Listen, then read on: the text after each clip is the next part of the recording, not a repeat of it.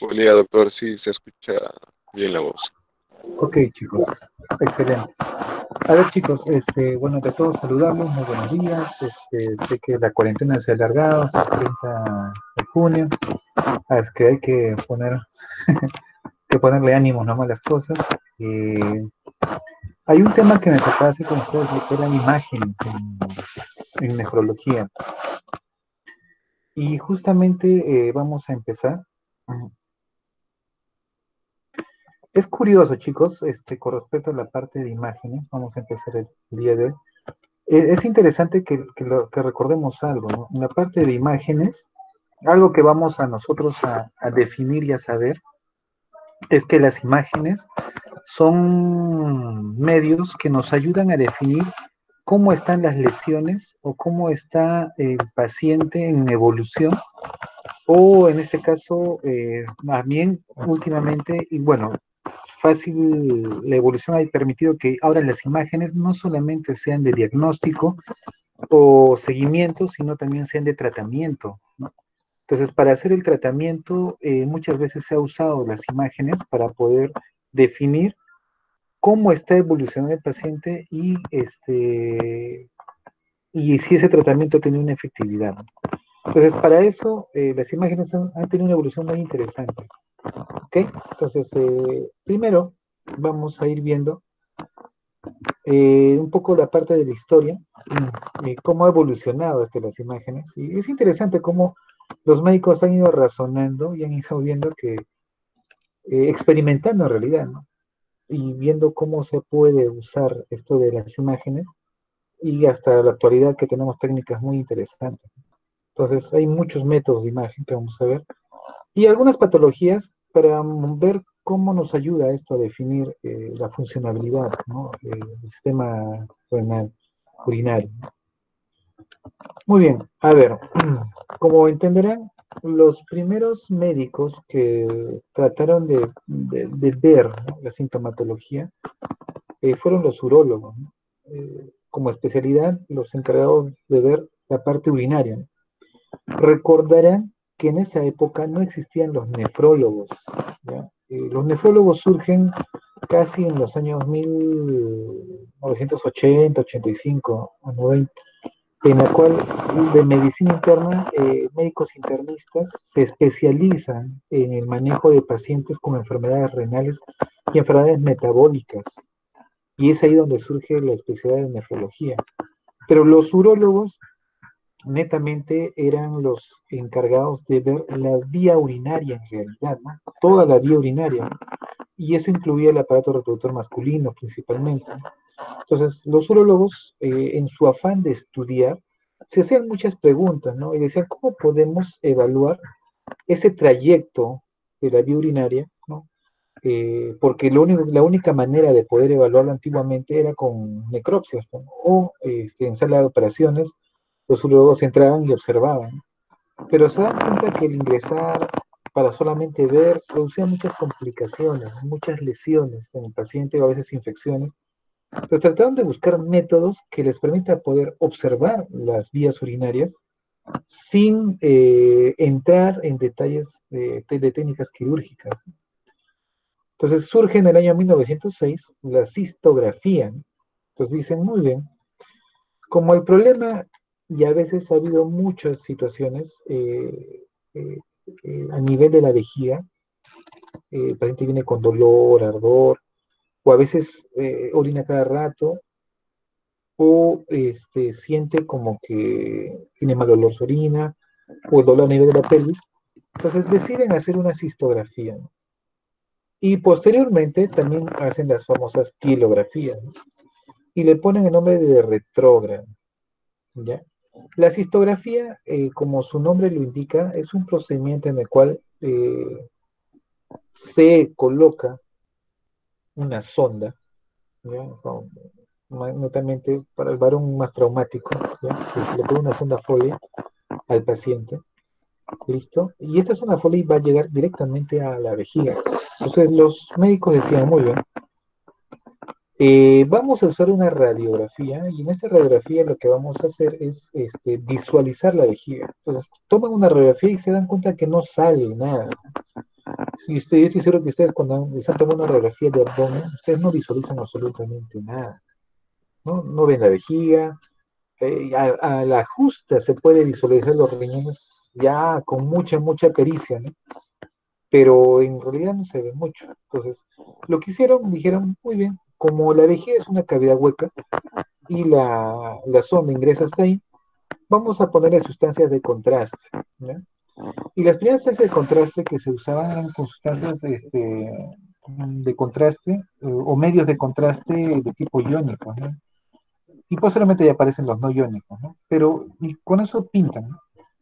Y toman la radiografía, oh, sorpresa, lograron, para esto tenían que decir al paciente que orine, y en el momento que lo colocaban la sonda, lo que hacían era llenar toda la vejiga de la sustancia de contraste y tomar las radiografías, y eso permitía ver muchos detalles, ¿no? Por ejemplo, la forma de la vejiga, la estructura de sus paredes, ¿no? Si eran lisas, porque permitía captar el epitelio a nivel interno, ¿no? Su epitelio, su estructura, y si en caso había un tumor o había, ¿qué les digo?, una masa que podría estar obstruyendo, esta masa era detectada, ¿no? O si es que por ahí, muchas veces en las histografías se ha logrado evidenciar, ¿no? Cuando pintas la vejiga, que aparece una vejiga al costado chiquitita, ¿no? Y son divertículos, ¿no? Entonces, son vejigas, ¿no? Una vejiga normal, y a su costado, ¿no? Una vejiga normal y a su costado como una pelota. Es un divertículo, ¿no? Como un dedo de guante, ¿no? Entonces, y muchas veces los urólogos se dieron con muchas sorpresas cuando tenían pacientes que tenían infecciones a repetición o tenían pacientes que tenían muchos cólicos abdominales y se dieron cuenta de que estos pacientes tenían cálculos a nivel de vejiga o tenían divertículos. En otros casos también se percataron que cuando en mujeres había comunicación entre la vejiga y la vía vaginal, muchas veces la orina salía por la vagina, ¿no? Entonces lo que hicieron es justamente eso, pintar las vejigas con sustancia de contraste y se dan cuenta que la sustancia de contraste salía también a nivel vaginal. Oh, sorpresa, las famosas fístulas, ¿no? Entonces, para los urólogos fue un estudio muy interesante las histografías, ¿ya? Las histografías ayudaron bastante y dijeron, hay que ser más ambiciosos, ¿no? O sea, como que no nos quedemos ahí, vamos más allá. Entonces, los urólogos no solamente colocaron una sonda Foley, sino comenzaron a diseñar las histografías o dirigir estos catéteres a nivel ya de la vía de los uréteres, hasta llegar a la parte más o menos cercana o la pilocalicial de la parte renal. Entonces ahí ya liberaban la sustancia de contraste y pintaban muy bien lo que era la parte, específicamente el sistema de la parte de los cálices y de la pelvis, ¿no? Y eso permitía ya no solamente ver la vejiga, sino permitía ver cómo estaban las estructuras ya más arriba, ¿no? Más superior, y ver si la parte renal tenía una buena estructura, no como parénquima, sino como los conductos, ¿no? De paso también pintaba la parte de los uréteres. Esto ayudaba mucho, sí, ¿no? Definía estructuras, si había tumores o masas que sobresalían en esta vía. ¿Por qué la llama retrógrada? Porque lo que se hacía era que la sustancia de contraste vaya de forma inversa, ¿no? Porque lo normal es que orinemos, ¿no? Que venga de arriba hacia abajo. Pero en este caso hacemos con la sustancia de contraste que vaya de abajo hacia arriba. Me olvidaba, la cistografía también permitió en niños, porque también se hizo experimentos en niños, ver los famosos reflujos vesicureterales, ¿no? O sea, recuerdan que lo que se le explicó un poco en la fisiología renal de la micción, la orina no tiene por qué retornar a los uréteres, ¿no? Suponen hay unas válvulas que permiten el cierre a nivel de la vejiga para que no pase el uréter. Pero cuando está alterada esa válvula, la sustancia de contraste subía por los uréteres. Y eso indicaba que había un reflujo vesicureteral. Entonces los urólogos, maravillados, comenzaron a desarrollar mucho la cistografía y mucho más le llamaba también la pielografía porque les permitía no solamente ver el sistema pilocalicial, los uréteres, sino también inmediatamente también la vejiga, porque también la estancia de contraste caía por ahí y era mucho más detallado. El inconveniente era que tenían que tomar bastantes radiografías, ¿no? Eh, por lo menos unas 4 radiografías, mínimo 3, ¿no? Para poder, en tiempos para ver cómo se hacía llenado. Posteriormente dicen, "Ah, es muy invasivo", se dieron cuenta en esa época que los pacientes hacían infecciones urinarias, había mucha irritación, y surge la famosa, posteriormente, la pilografía de eliminación. Las pilografías de eliminación comenzaron ya a usar sustancias de contraste específicamente de tipo endovenoso, ¿no? O sea, cuando te pongo sustancias de contraste en la sangre, y eso se supone que va a viajar y va a llegar a tu riñón, y tu riñón va a filtrar, ¿no? Y al momento que filtra esa sustancia de contraste, pero va a permitir ver el sistema pielocalicial. Entonces, y eso permitía poder pintar el riñón y pintar, y de paso ver en cuánto tiempo desde que te colocaban la sustancia de contraste, llegaba al riñón y en cuánto tiempo filtraba, ¿no? Entonces ya te permitía ver otros tipos de funcionalidades, ¿no? Y era, al principio era muy parecido, ¿no? Filtrabas y si la orina filtraba, filtraba con estancia de contraste y esa estancia de contraste entraba en el sistema pilocalizal y pintaba, ¿no? En los años 1953, en Suecia, Seldinger, ¿no? Una persona muy, muy hábil en las técnicas invasivas, ¿no? Por eso existe lo que es el cateterismo venoso central, ¿ya? Cuando colocamos el catéter en la vía yugular interna o la vía, las supra, sub, subclaviculares, ¿no? eh, hay una técnica que se usa y, bueno, algún día ustedes van a conocerla o van a practicarla o van a verla, ¿no? De acuerdo a la especialidad que hay, y se llama la técnica de Seldinger, ¿ya?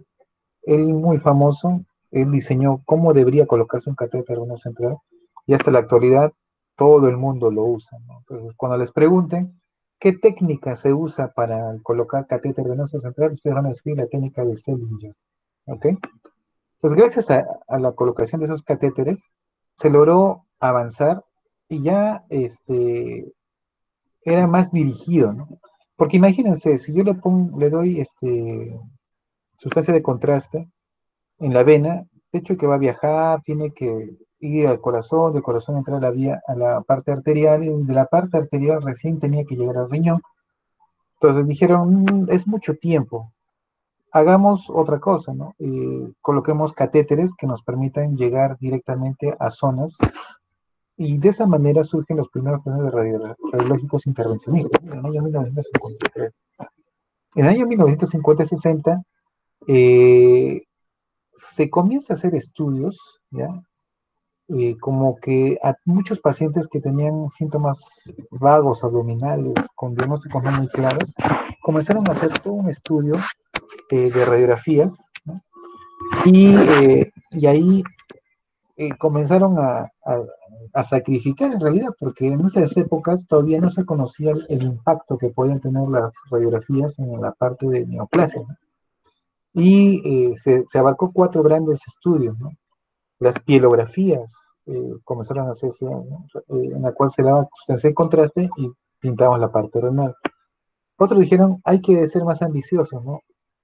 Ya que le vamos, y comenzaron a usar ya sustancias de contraste vía oral, ¿no? Un vasito con un preparado con sustancias de contrastes o medios de contraste le hacías tomar al paciente. Entonces, y esas eran radiografías que podían visualizar, ya los gastroenterólogos muy emocionados dijeron, hay que usarlo en los medios, porque iba a esófago, a estómago y duodeno, y podía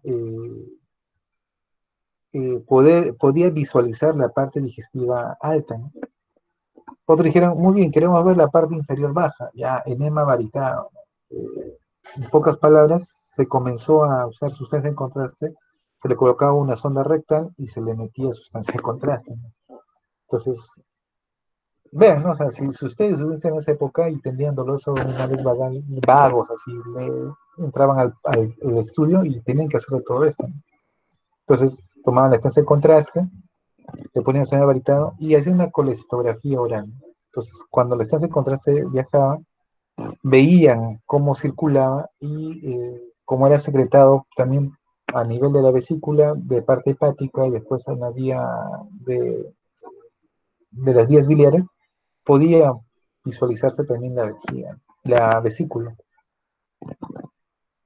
Entonces, y así se comenzó a hacer todo un estudio y buscar cuáles eran las causas de dolores abdominales que se tenían, ¿no? Y ahí se encontró que muchos tenían cálculos, otros tenían neoplasias, tumoraciones, eh, otros tenían divertículos, ¿no? Entonces, fue interesante, esto fue el auge de la radiografía en esa época, ¿no? Pero nos vamos nosotros más a la parte renal. En el año 1970 la pilografía llega a su pico más alto, ¿no? Ya, pues como que ya pues, lo usaron en todas las modalidades, sustancia de contraste bioral, sustancia de contraste por las venas o por la arteria, y, y podíamos visualizar la estructura renal. Hasta que en el año 1970 se desarrollan las famosas ultrasonografías, más conocidas como actualmente para ustedes las ecografías. Y ahí es donde las pilografías comienzan a perder su auge, ¿no? Los médicos de las escuelas antiguas, los cuales ustedes van a conocer en el 2 de mayo, Loaiza, ¿no? Médicos que ya de 65 años, ¿no? 70 años que son maestros, los grandes maestros, se acostumbraron mucho a las pilografías, ¿no? Y ellos a veces lo usaban bastante, ¿no? Yo he visto estos procedimientos, pero actualmente casi ya no se hace, a no ser que las imágenes no ayuden, pero actualmente ya tenemos mejores definiciones, ¿no? Ya se ha combinado los nuevos estudios con los antiguos estudios y se han creado técnicas interesantes. Muy bien, entonces vamos. En el año 1980 ya aparecen las tomografías y comienza a haber esbozos de las resonancias magnéticas.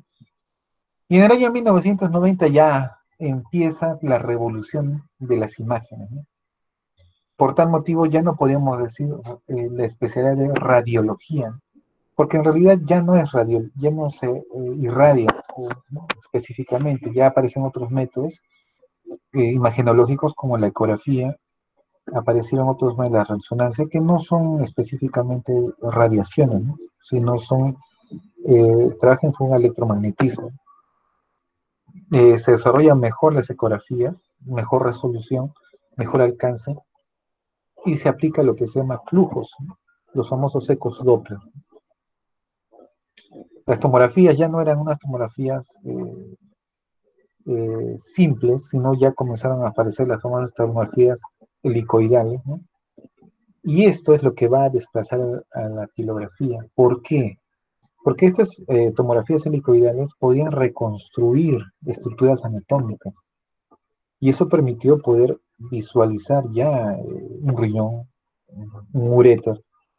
Entonces ya las pilografías comenzaron ahí a desplazarse y comienza a surgir los medios de contraste no iónicos, ¿no?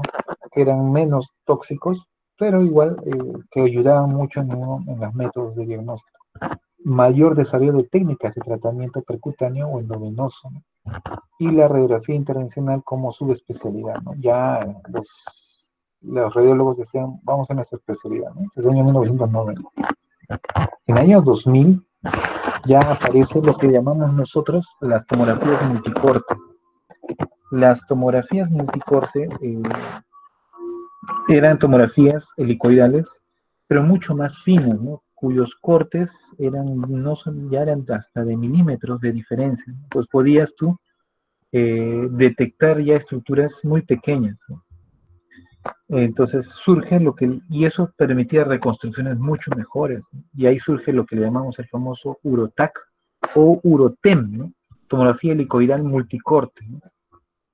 Y es un método es el método para el estudio de la parte genitourinaria, ¿no?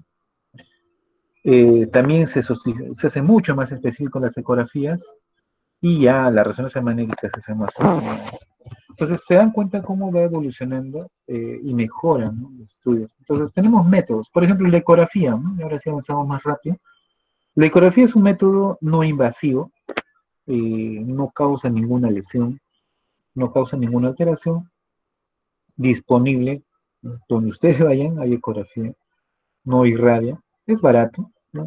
Una ecografía renal así sin medios de lucro, ¿no?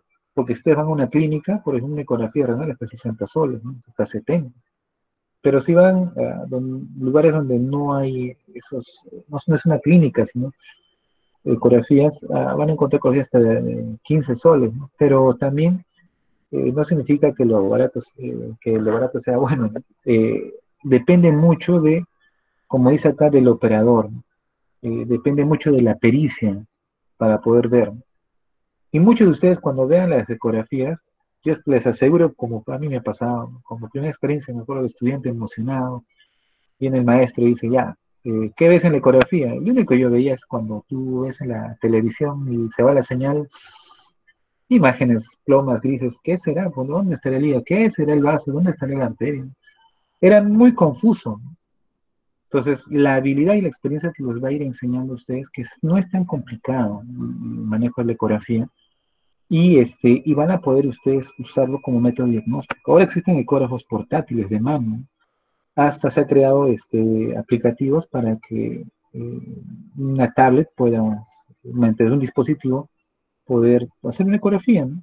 Entonces conectas tu tablet con ese dispositivo y sale en tu tablet la pantalla y colocas el ecógrafo y puedes visualizarlo, ¿no?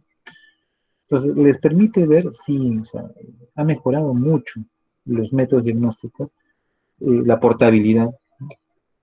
Eh, lo interesante es que puedes ver volúmenes, ¿no? Eso es lo bueno de la ecografía, ¿no? Puedes marcar, ¿no? Tú deseas de repente, marcas acá, extiendes hasta acá, como ven acá en los puntitos, y la máquina automáticamente te da las dimensiones.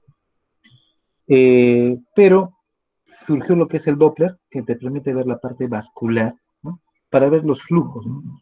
Y eso también es bueno, porque si riñón ves que el flujo ha bajado, vas a ver una coloración muy tenue, y si el flujo es muy alto, vas a ver una coloración mucho mayor, ¿no?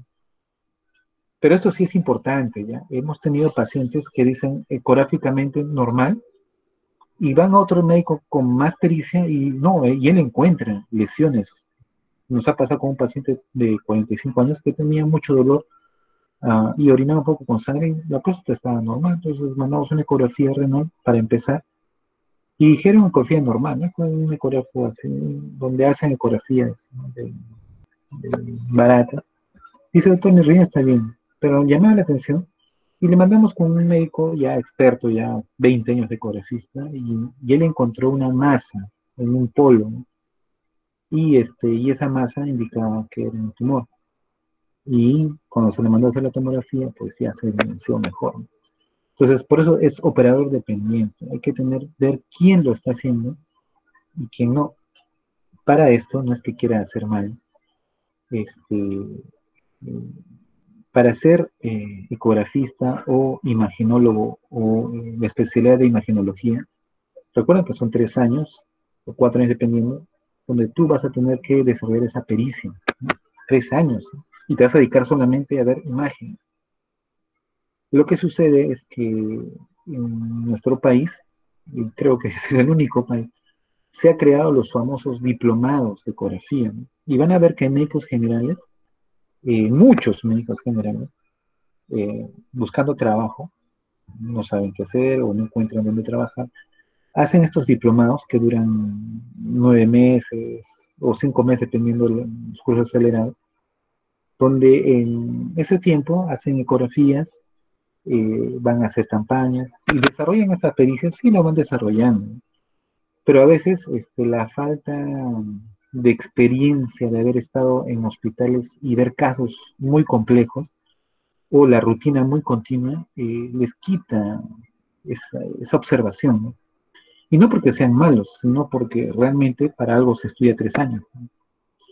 Entonces, muchas veces cuando ustedes vean las ecografías, chequen, porque los ecografistas, ahí dice Registro Nacional de Especialidad, y eso se los digo para que lo digan a sus pacientes.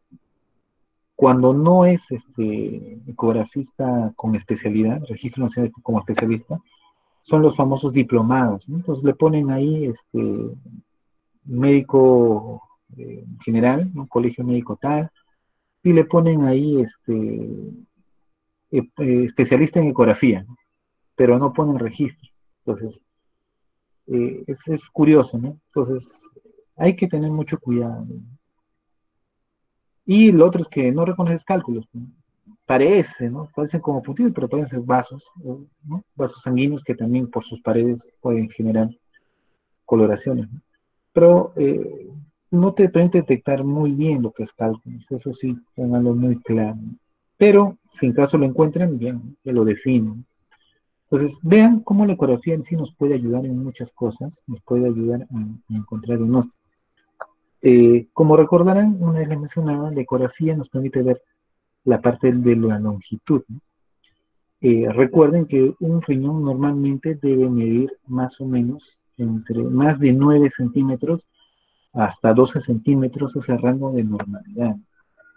Entonces, si encuentran un riñón que mide 7 centímetros, pues ya, es un riñón muy pequeño, ¿no? O 8 centímetros. Y el parénquima, o la parte, no la parte central, sino la parte parénquima, esto debe medir aproximadamente, como fue como un negro, debe medir más de 1 centímetro de preferencia, hasta 1,5. Entonces, muchas veces ustedes van a ver que todo es blanco, ya no se ve esta diferenciación, entonces son ya riñones pequeños, atróficos. Entonces es importante que un riñón debe verse así, negrito por afuera, ¿no? Y más claro por adentro, ¿no? Muy bien. Y el Doppler es el agregado, ¿no? Como decir, ahora veamos flujos, ¿no? Entonces surge el Doppler a color, el Power, ¿no?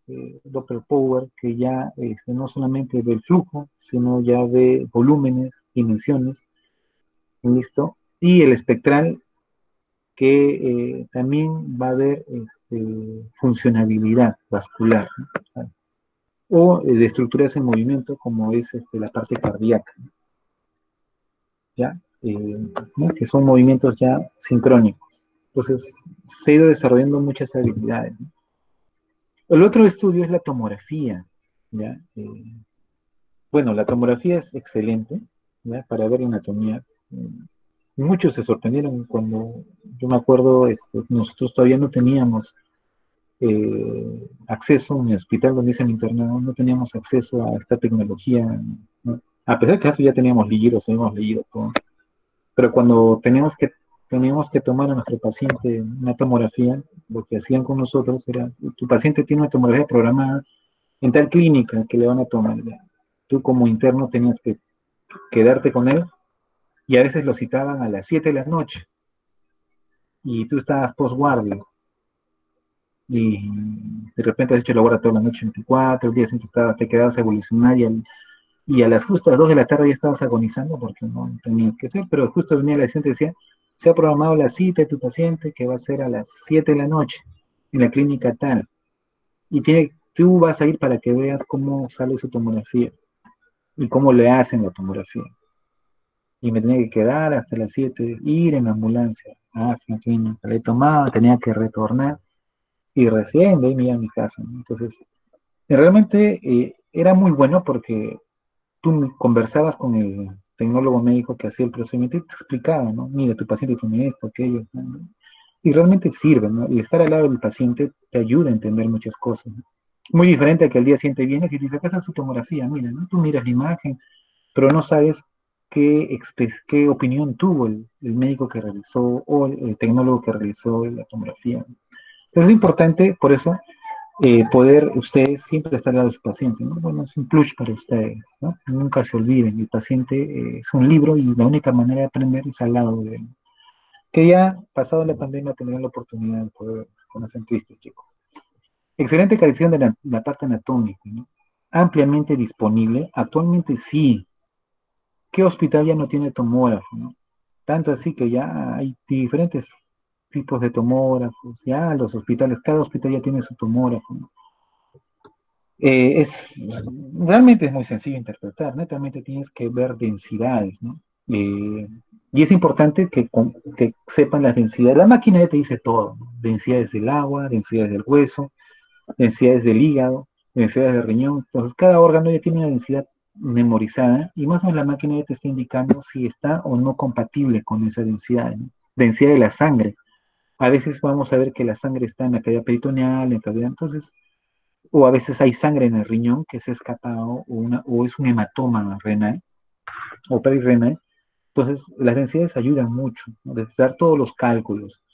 Eso también es importante. Tanto cálcicos como no cálcicos puede detectarlos. Sí, la tomografía tiene esa capacidad. Lamentablemente, es una, es como si la evolución de la radiografía, ¿eh? Como la radiografía es emisión de rayos X, la tomografía viene a ser lo mismo, solamente que son irradiaciones tan pequeñas, pero en forma simultánea, que te permite reconstruir estructuras, ¿no? Y lamentablemente, para poder lograr estas estructuras, como ven aquí, ¿no? O estos dibujos, tenemos que usar sustancias de contraste, ¿no? Donde va a pintar tanto la parte renal como los uréteres. Y eso también muchos a veces pueden tener reacciones adversas, ¿no? Una tomografía simple, sin contraste, te da estructuras, ¿no? Pero no te da captaciones de estructuras tumorales que de repente son muy vascularizadas o en este caso como de las vías urinarias. Entonces, una tomografía simple no te va a ayudar. Una tomografía con contraste sí te va a ayudar. ¿Ok? Entonces acá ven una tomografía, ¿no? Una tomografía simple, como ven. Acá pueden ver el riñón y acá el riñón. Pero cuando haces con contraste, miren la diferencia, ¿no? Ya les permite ver estructuras, ver en qué zonas no hay captación de las zonas de contraste. Y de repente esas zonas que no captan son tumores no vascularizados o estructuras muertas o algo que no permite la captación adecuada y ya te da un dato más fluyo.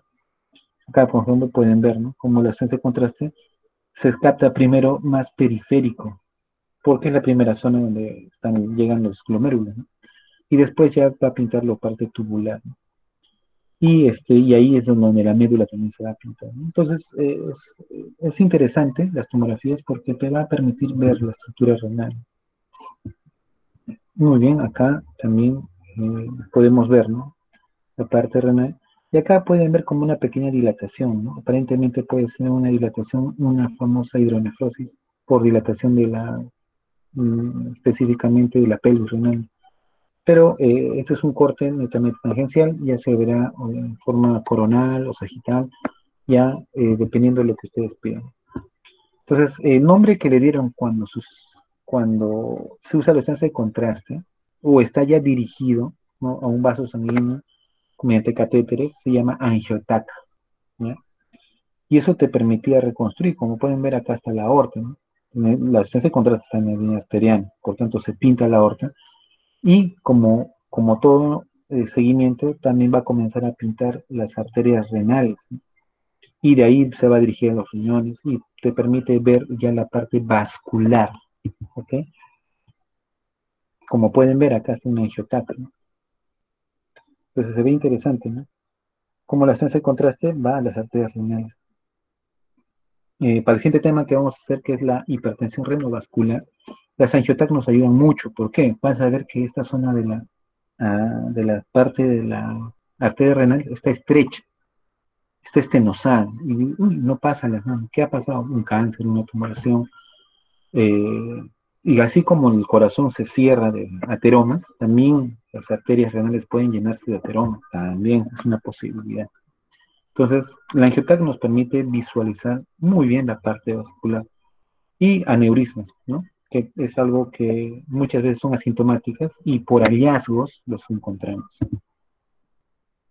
Esa es para la parte vascular. Pero dijeron, interesante, ¿no? Si el paciente le pones por la estancia de contraste por la vena, ¿qué va a suceder? Va a orinar, pues. Y la estancia de contraste va a pasar a la vía urinaria. Y eso le llamaron las famosas uroten o urotac. Y exactamente lo mismo, ¿no? La sustancia de contraste se puede ver, ¿no? Se han mezclado varios métodos, ¿no? También, si deseas, pones tu sonda, tu catéter, le metes sustancia de contraste y en vez de tomar radiografías, tomas tomografías.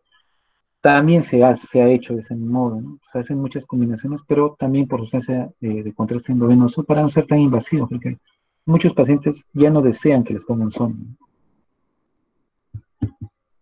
Muy bien, surge la resonancia magnética y la resonancia magnética ya es, no irradia, pero es un mecanismo que requiere mucho de las sustancias de contraste eh, a veces para poder mejorar la calidad de la imagen. Te da mayor información. No es un método específicamente, ustedes ya deben saberlo para ver estructuras óseas, pero sí para ver tejido blando. Entonces nos da muy buena información estructural. No irradia. A veces cuando no hay sustancia de contraste, como te detecta mejor los tejidos blandos, tiene mejor resolución que la tomografía. Entonces, a veces tú quieres una tomografía con sustancia de contraste para resaltar un órgano y ver si hay tumores o masas, pero el paciente es alérgico. Entonces, usas la resonancia magnética porque, a pesar que no hay sustancia de contraste, sí te define estructuras a nivel tejido blando. Y imagínense, si así ya te define, más sustancia de contraste, su resolución se potencia, ¿no? No detecta todas las calcificaciones, porque el que sí detecta todas las calcificaciones es la tomografía, no se olviden. El paciente tiene que ser colaborador. Acá hay un pequeño detalle. De repente dice, sí, quiero ver cómo está, y el paciente tiene esquizofrenia, el paciente tiene trastornos de ansiedad, o el paciente tiene un grado demencial, no te va a ayudar. ¿Por qué? O tiene claustrofobia, no quiere estar en lugares cerrados, porque ustedes saben que son máquinas circulares. ¿Por qué les digo esto? Porque para hacer una resonancia magnética no es como la tomografía, que tú entras a la máquina, te escanea, entras, te toma, sales y ya está, ¿no? Es rápido. En la resonancia magnética, como se usa electromagnetismo, la máquina va a ir mandando ondas y cada onda, en forma muy lenta, va a ir reconstruyendo tu estructura. El tiempo promedio que tú tienes que estar en la máquina es media hora. Entonces, ahí ustedes tienen que pensar si su paciente tiene la capacidad de aguantar o no. Entonces, si no, de repente hay que sedarlo, ¿no? Pero si vamos a hacer una resonancia magnética pulmonar, tampoco te conviene, porque tú al paciente tienes, señor, respire, entonces va a ir reconstruyendo por momentos estructuras y así, ¿no? Entonces, en realidad es complicado cuando el paciente no colabora, ¿no? Por eso es importante tener un paciente muy colaborador. Es más difícil interpretar, ¿por qué? Porque te dan muchas estructuras, o sea, te dan muchas cositas, ¿no? O sea, te dan muchos detalles que a veces ya tienes que tener mucha pericia para poder entender, ¿no? Y de hecho que es más cara, ¿no? La economía ya depende mucho de cada persona. Una tomografía, normalmente, si tú ves una tomografía de cabeza, no baja de 400 soles, 450 soles, ¿no? Ya 300, y por ahí unas tomografías antiguitas, ¿no? Depende de la máquina que uses, ¿no? Pero si tú vas a ir a tomografías de última generación, pues está costando 700, ¿no? O una resonancia, sí, y eso que les digo sin contraste, con contraste es mucho más caro. Una resonancia promedio está en 1200 hasta 1500, ¿no? Entonces, es importante ver la economía de sus pacientes. Muy bien, entonces surge y dice, muy bien,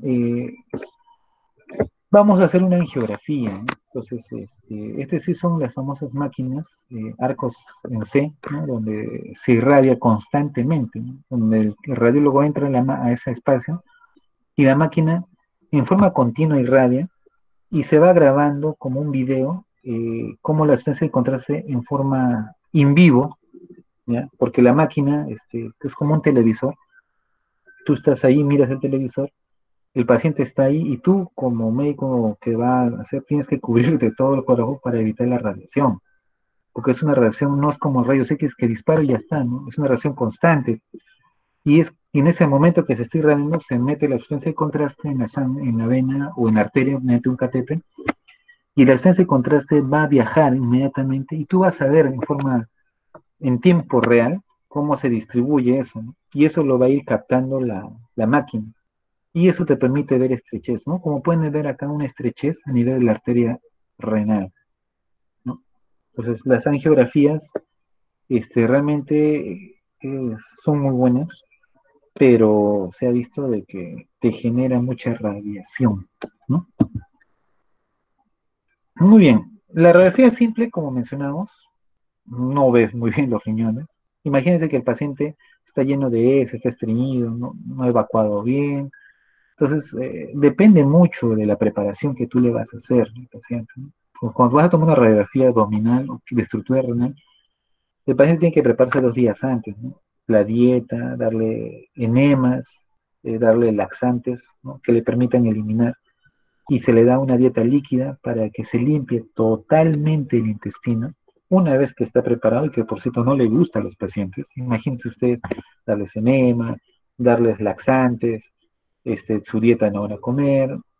Entonces, a veces tenemos muy agotados, ¿no? Como su nombre dice, laxados, ¿no? De ahí surge la palabra estar laxado. Entonces, mm, ahora, si no está bien preparado, llega el momento de la radiografía, le tomas la radiografía y después dice, no, salió mal. Entonces es una frustración para el paciente cuando no sale bien, a pesar que, ¿no? Dice, no, todavía hay heces, no está bien preparado. Entonces, realmente hay que estar bien seguros de que sí se cumplían las indicaciones para tomar, ¿no? No puedes ver los hábitos ureterales, ¿ya? Y eso sucede, ¿por qué? Porque son tejidos blandos, ¿no? A veces están calcificados, sí vas a poderlo ver, pero como tienen peristaltismo, tampoco no lo vas a lograr ver y definir. No vas a diferenciar lo que son los cálculos de flebolitos ni las clasificaciones, ¿no? O sea, si tú ves en el trayecto, no sé, ¿qué te digo? De la parte renal, ¿no? Ves que hay una zona que está más pintadita, como en este caso, ¿no? Como pueden ver, aparte acá, como unas lesiones blancas, ¿no? Unas lesiones radioopacas, ¿no? Pequeñas. Esto puede ser, uno, o calcificaciones vasculares, o dos, un cálculo. Entonces, no te permiten, ¿no? Son cálculos pequeños calculitos o calcificaciones de la pared de las venas, ¿no? Y crecimiento de ellos, y ellos se llaman flebolitos, ¿no? Sensibilidad 45% y especificidad 77%. No es tan sensible, ¿no? Para la captación o estructuras de la parte renal. Pero sí, si es que tú has hecho una pielotac o una urotac y ves que hay un cálculo de calcio en tal zona, entonces una radiografía sí te va a ayudar, ¿no? ¿Por qué? Porque más o menos, como es de calcio, ya lo has definido, eso sí te va a captar una radiografía simple, ¿no? Y vas a poder ver si está viajando el cálculo o no, ¿no? Entonces, netamente para ello. Lo que les menciona, ¿no? La pilografía endovenosa, ¿no? O de eliminación, ¿no? Como pueden apreciar, se usa medios de contraste endovenoso, y tú pones la sustancia de contraste en la vena y comienza a viajar y comienza a filtrar. Acá, por ejemplo, está adecuado. El uréter, dependiendo de su peristaltismo, lo vas a ver y no, no es que esté estrechado, ¿no? Hay un pasaje adecuado acá también, pero acá, por ejemplo, está captado, ¿no? Una zona mayor que en otra parte del riñón. Esto puede ser una dilatación, ¿no? Del sistema pielocalciano, o puede ser una neoplasia o un tumor captante, ¿no? O una masa calcificada, o puede ser un cálculo, este, que está de calcio, que se ha calcificado y ha crecido ahí el cálculo, y se ha moldado al sistema pielocalciano. Entonces, por lo menos te da ese dato, ¿no? Entonces, para cálculos o para estructuras renales, sí, pues tiene una mejor sensibilidad y mayor especificidad, ¿no? Pero en casos de obstrucción, eh, en casos donde hay una obstrucción, por ejemplo, imaginemos que el cálculo está acá, pero está obstruido, ya no va a viajar más la ausencia de contraste y podemos obviar otras estructuras. Y acá podemos ver, ¿no? Las famosas pilografías, ¿no? Entonces viene esta de contraste endovenoso y van a ver cómo va viajando, ¿no? Y viaja por los uréteres y vemos que hay una buena llegada acá, por ejemplo, llena la vejiga, ¿no? Van a ver a veces estructuras en las cuales esta zona, el uréter nunca aparece, y a veces está obstruido por algún cálculo. Entonces, es importante por eso ser muy observador. Entonces, con esto lo que trato de decirles es que tenemos dos tipos de técnicas básicas, ¿no? Invasivas y no invasivas, ¿no? Las no invasivas, la ecografía, la tomografía de resonancia y los rayos X. Y las invasivas, netamente la angiografía y la nefrostografía. Uno es diagnóstico, porque tomas la imagen y ahí está, pues tu imagen, ¿no? Pero las angiografías sí, actualmente se usan mucho para tratamiento. ¿Por qué? Porque si yo tengo una obstrucción, puedo aplicar un tratamiento, un stent, por ejemplo, ¿no? Si tengo una nefrostografía, como se supone que yo voy a colocar un catéter para hacer un estudio, de repente dejo el catéter, ¿no? ¿Cómo así? De repente el riñón está poniendo orina y se ha formado un hidronefrosis porque hay un tumor que ha obstruido a nivel de los uréteres y no pasa la orina, pues y el riñón se está que se inflama como un globo. Entonces lo que yo hago, coloco un catéter al sistema pilocalizado percutáneo por la parte lumbar y eso va a ser como mi drenaje y ya ese procedimiento que inicialmente fue de estudio se volvió tratamiento. Entonces, como se puede dar cuenta, es importante, ¿no? Estos son datos de Estados Unidos, ya lo doy como referencia, pero para que vean los costos en forma ascendente, ¿no? Una radiografía más barato, la ecografía, pilografías, ¿no? Pilotal, tomografías trifásicas renales, que le llamamos, ¿no? Las tres fases, ya es para ver la parte vascular, ¿no? Y la resonancia es mucho más cara, ¿no? Bueno, avanzamos más rápido ya que tenemos una idea más o menos de cada uno. Para lo que es los cólicos renales o los cálculos, una tomografía sin contraste nos ayuda. ¿Por qué? Porque hemos dicho que la tomografía tiene la capacidad de detectar todos los cálculos en su mayoría. Es importante que la vejiga esté llena, ¿ya? Para poder ver pared de la vejiga, ¿no? Eso es importante en su paciente. Tiene una sensibilidad para detectar estructuras del sistema genitourinario 94-100%. Muy buen estudio es la pielotomografías o las tomografías, ¿no? 30-40% de diagnósticos alternativos, casi todos los cálculos unidades son radiopacos, ¿ok? Y determinación de densidad de la litiasis. Y eso nos permite poder ver si las litotripsis han funcionado o no, ¿sí? Como procedimientos y se hace control. Entonces acá tienen una pilotac, informa con o sin contraste, si hay litiasis, te permite la ubicación, ¿no? Acá pueden ver, por ejemplo, un riñón con una leve dilatación, ¿no? Una éstasis a nivel del seno epilocalizado, y acá pueden ver el cálculo, ¿no? Acá en la parte renal, que debía verse, ¿se acuerdan? Así una estructura, ¿no? Acá se ve una dilatación aparentemente del sistema epilocalizado, y acá ven como un puntito, ¿no? Y ese puntito podría ser un cálculo pequeño, ¿no? Entonces, es muy importante las pilotas para poder ver estructuras renales y sí, pues captan casi todas las litiasis. Entonces, si ustedes quieren ver litiasis, una urotem, excelente. Muy bien, les va a captar, ¿no? Otros estudios que pueden hacer para litiasis, una radiografía, ¿sí? Como por ejemplo aquí pueden ver, se ha captado una imagen radiopaca, ¿no? Justo a nivel del seguimiento de las vías de los uréteres, ¿no? Entonces, si es cálcica, de hecho que tiene una alta sensibilidad, ¿no? Les va a permitir captar, ¿no? Y si es que ya han hecho una urotemia, ya encontré que tiene un cálculo de calcio, entonces es mucho más fácil para los controles, ya no está haciendo urotem muy caros, una radiografía simple lo hacen. Las pilografías, como pueden ver aquí,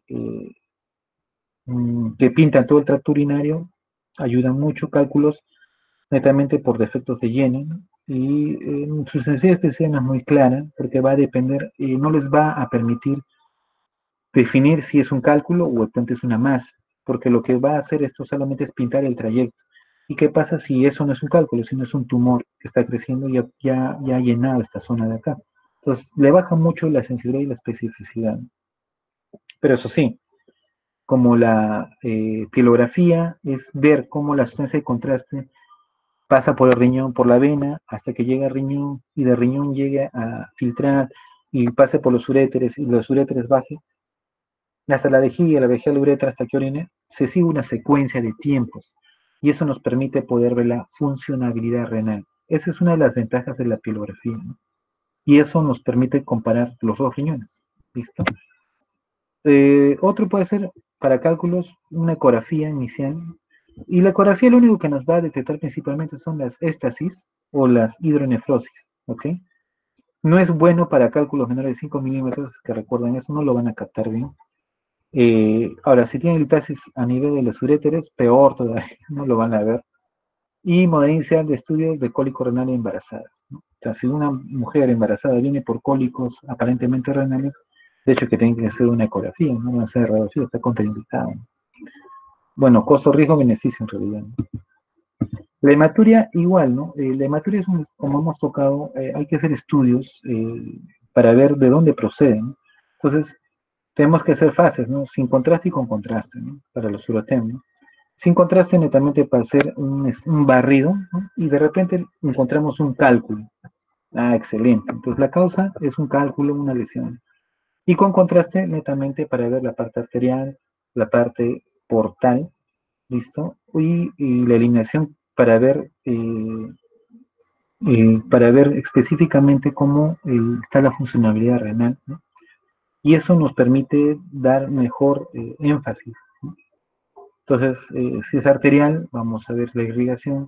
Si es portal, vamos a ver si hay masas. ¿Por qué? Porque se ha visto que si es una neoplasia, muchas veces hace metástasis y puede haber tumoraciones en el portal o hepática, ¿no? Fase sin contraste, ¿no? Litiasis, como les mencionaba, y fase arterial, ¿no? Netamente masas, ¿no? Para ver si pinta una tumoración o no, ¿no? Y evaluación de otros órganos, si es que hay metástasis. Cortes finos en fase tardía. ¿A qué le llamamos la fase tardía? ¿No? Eh, a ver, netamente la fase tardía tiene que ver justamente con la última fase, ¿no? En la cual vamos a ver la distinción del sistema excretor y los uréteres con el contraste para evaluar patologías supraepiteliales. Es decir, es la última fase de la filtración. O sea, filtra y comienza a pintar todo el recorrido de las vías urinarias. Y el Urotem evalúa vejiga, pero tumores planos difíciles de observar. ¿Ya? O sea, te permite ver la vejiga, pero como masas redondas, ¿no? Los tumores. Pero planos es, como menciona ahí en la diapositiva, es un poco difícil. Eh, bueno, y equivale a 4 pilografías de eliminación, ¿no? O sea, en cuanto a la irradiación y en cuanto a la ausencia de contraste, ¿no? Entonces hay que tener mucho cuidado también de no abusar del Urotem, ¿no? Bueno, en un caso de células de transición, recuerden, eso netamente va a afectar a nivel del sistema piel ureteral, ¿no?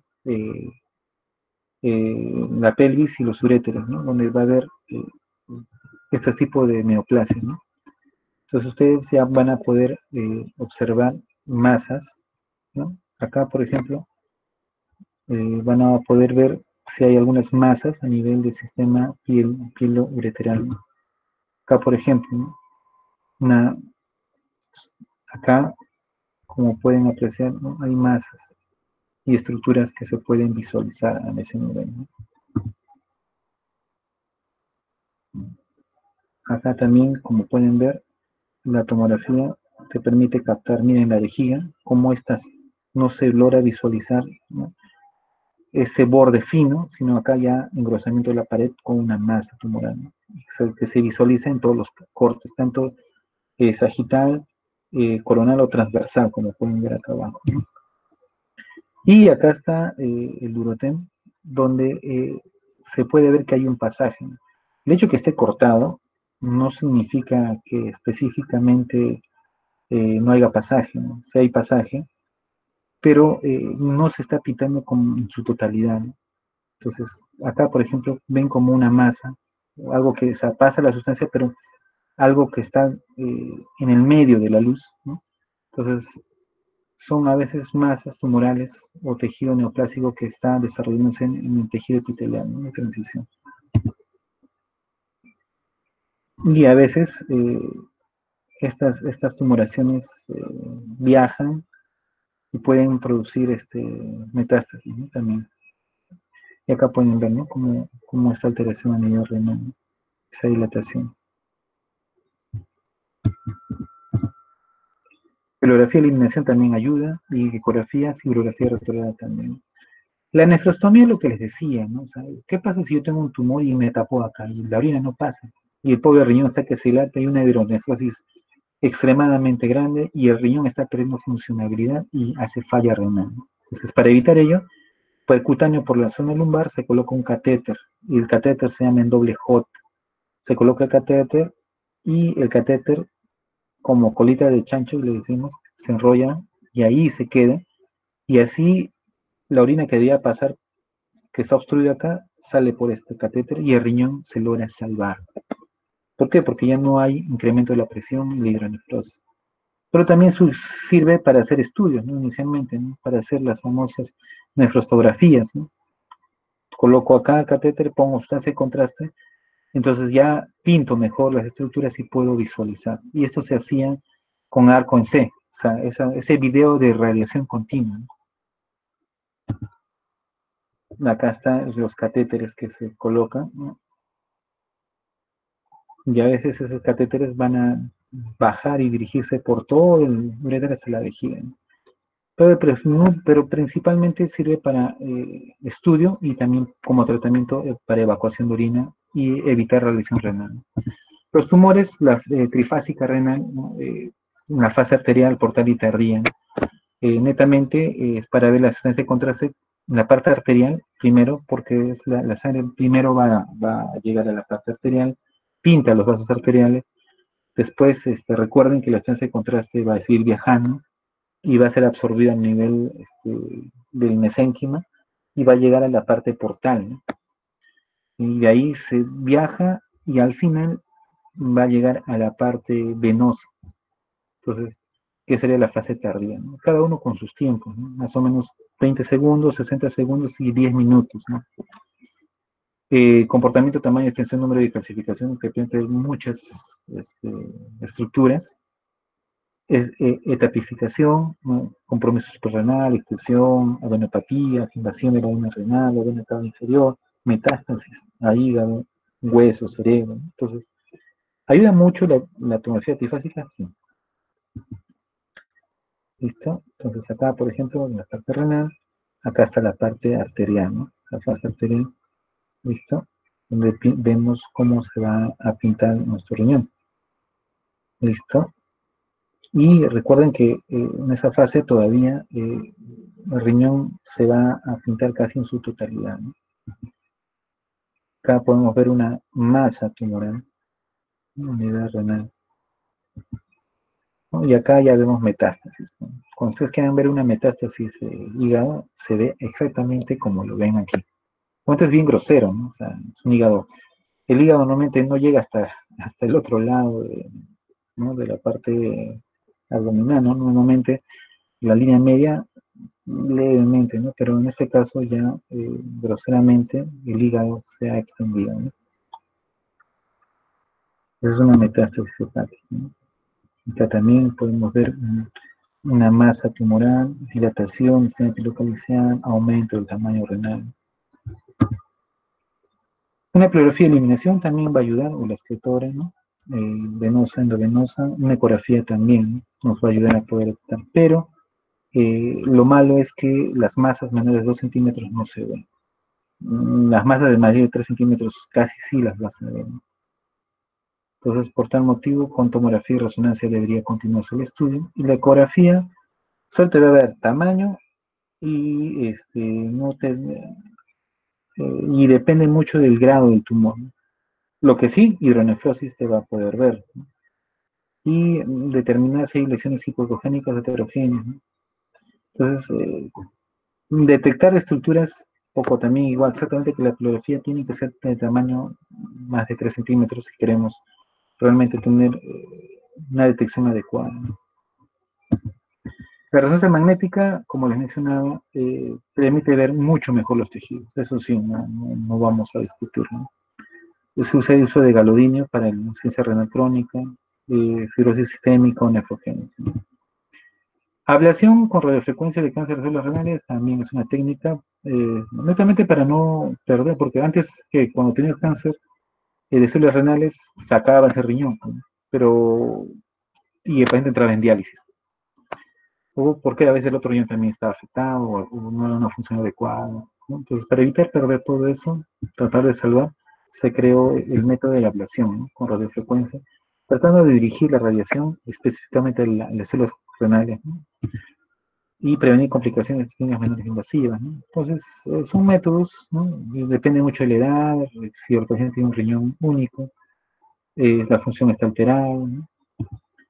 Entonces, y se hace un seguimiento para ver cómo va la evolución del tumor renal con la ablación, ¿no? Por ejemplo, acá está la masa, se ha hecho la ablación y poco a poco se ha ido reduciendo la masa. Pero tienes que tomar tomografía de control, un poco de ahí también se está irradiando. Traumatismos también tienes que hacer la trifásica abdominal, más bien en este caso, igual la fase arterial portal y tardía, ¿no? Para ver laceraciones, hematomas, ¿no? Ver cómo están, perdón, si hay extravasación urinaria, arterial, ¿no? Si la sangre se ha salido, o la orina se ha salido hasta la peritoneal. Entonces, o la parte de un riñón de repente no llega a vasos porque ya el riñón se rompió o se lesionó y ya ha necrosado parte del riñón. Entonces es importante, ¿no? Ver los traumatismos, ¿no? Renales, ¿no? Como en este caso, por ejemplo, ver un hematoma, ¿no? Acá ven, ¿no? El riñón y se puede detectar un hematoma. ¿Y cómo sabes? Tú haces la máquina y eso te bota la densidad de sangre, ¿no? Contusión cortical y laceración renal, ¿no? Cuando se ha roto, ¿no? Como en este caso, ¿no? Acá pueden ver cómo se ha partido en dos, una cosa, ¿no? Diferente. Y la laceración renal múltiple, ¿no? Ya muchas veces, cuando se tiene ese tipo de laceraciones múltiples, la única alternativa es que es sacar el riñón, porque el riñón sangra bastante, porque está muy vascularizado y porque tiene muy alta presión arterial, ¿no? Ustedes ya lo saben, ¿no? Entonces también hay lesiones de la unión ureteropélvica, ¿no? Entonces a veces se ha roto y la orina se escapa a nivel retroperitoneal y se hace como una bolsas de orina. Entonces todo eso les permite también la tomografía, ¿no? Entonces a veces se hace embolización para poder salvar al paciente, porque el riñón sangra y sangra, y la única manera es cortar la vascularización renal, ¿no? Y de esa manera poder salvar al paciente. Miren, acá se pinta, se vasculariza, ¿no? Se miren cómo se está presente el contraste, se emboliza y se anula el riñón, ¿no? Y salvas la vida del paciente. En realidad son procedimientos de emergencia inmediatos, ¿no? Porque o entras a sala y le sacas el riñón, o embolizas para que el riñón muera, ¿no? Y después ya con calma salvas la vida, lo estabilizas al paciente, ¿no? Entonces ya eso se encargan los urólogos con los cirujanos de emergencia, ¿no? Ya los que van a ser cirujanos. Y las heces urinarias netamente, la ecografía les va a ayudar mucho para poder definir tamaño, si hay una inflamación renal, de ecogenicidad, si hay edema, ¿no? Diferencia córtico-medular por la inflamación que tiene, si hay masas mal delimitadas, gas en el parénquima renal, si de repente es por anaerobios, ¿no? Engrosamiento difuso del urotelio, ¿no? Acá está, por ejemplo, para las infecciones de tracto urinario, ¿no? Y las penefitis agudas también les va a ayudar, ¿no? Miren acá como un riñón se ha infectado y se ha inflamado, ¿no? Abscesos renales también, ¿no? Muchas veces es muy común ver a veces lesiones renales que son pus, ¿no? Que son pielonefritis mal curadas o que se ha localizado el germen, ¿no? Acá hay un absceso renal y eso tiene que ser drenado con nefrostomías percutáneas, como pueden ver aquí. ¿No? Se coloca el catéter y se drena ese pus. Y bueno, esto de acá lo vamos a ver cuando vamos a la parte renovascular, ¿no? Es lo que es el estudio. Los angiotac únicamente para ver arteria renal, que es lo que quiero ver. Vean cómo está la estrechez, ¿no? Acá también cómo está la estrechez a este nivel. Listo. Y el signo de Rosario, que ya lo voy a explicar más adelante, que también es un signo de lesión de la arteria renal por estrechez. Se coloca un stent y eso mejora. Y otras patologías, glomerulosclerosis, VIH también producen unas lesiones que ya, por eso le decía, es el experto en ecografías ya, tanto ver pacientes, ya conoce lesiones peculiares, ¿no? Muy bien, chicos, sé que ha estado largo, pero quiero alguna pregunta, alguna inquietud, alguna duda. Vamos a ver. Ah, a ver, preguntas, chicos, alguna duda, algo que no quedó claro, tal vez para que podamos explicar. No, se den cuenta que la parte imagenológica es interesante, ¿no? O sea, los que van a ser imagenólogos realmente tienen un campo actual, ¿no? Primero que para ser imagenólogo, primero no tiene que ser una persona que no le guste estar en contacto con los pacientes, ¿no? Eso ustedes ya lo saben, o sea, netamente, doctor, acá está la radiografía, interprételo. Doctor, hay que tomar la tomografía, hay que interpretar la imagen. De hecho, que tú vas a querer información al interno, le llaman, ¿no? Cuando quiero que me des información de tu paciente, qué tiene, qué edad tiene, qué, ya. Tú ves la imagen y ya sacas una conclusión de lo que estás encontrando, ¿no? Y casi no tienes contactos con pacientes, ¿no? Entonces, muchas veces, muchos médicos, ahora que estamos, por ejemplo, en la cuarentena, en las clínicas toman una tomografía, una radiografía, ¿qué es lo que hacen? Lo mandan vía, ¿no? A la casa del médico y el médico mira en su máquina de alta potencia, ¿no? Alta resolución, mira, da su informe y lo manda a la clínica. Ya está. Y le pagaron. Entonces, es una especialidad que tiene mucho futuro en la parte de intervenciones, ¿no?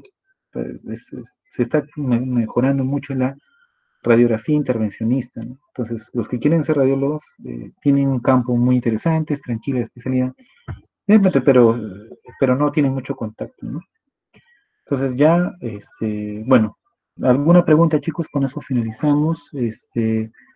¿No tienen alguna inquietud, alguna interrogante tal vez? Si no, una pausa y porque justamente vamos a hacer el siguiente tema, que es hipertensión renovascular. Y para esto, no toda presión arterial se va a originar por un problema cardíaco, ¿ya? También hay específicamente problemas vasculares renales que van a originar hipertensión. Y en eso vamos a tocar nosotros este tema, ¿no? ¿Listo? Muy bien, voy a grabar acá los que están presentes. Listo.